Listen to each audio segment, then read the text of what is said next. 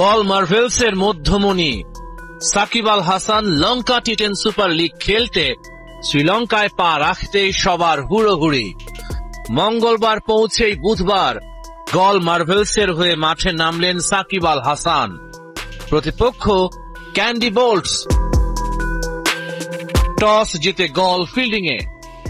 দ্বিতীয় ওভারে candy 2 wicket হারিয়েছে। বিনুরা ফার্নান্দো সাকিবের দলকে চমৎকার শুরু এনে দিয়েছে। ভানুকা রাজাপাকসে রান আউটে কাটা। ফ্লেচারের সাথে জুটি বাঁধেন সাকিব আল হাসান। 4 ওভার শেষে গলের সংগ্রহ 3 উইকেটে 46 রান। থিসারা পেরেরাকে টার্গেট করলেন সাকিব। সৌভাগ্যের ছোঁয়ায় ওভারের চতুর্থ বলে পেয়েছেন বাউন্ডারির দেখা।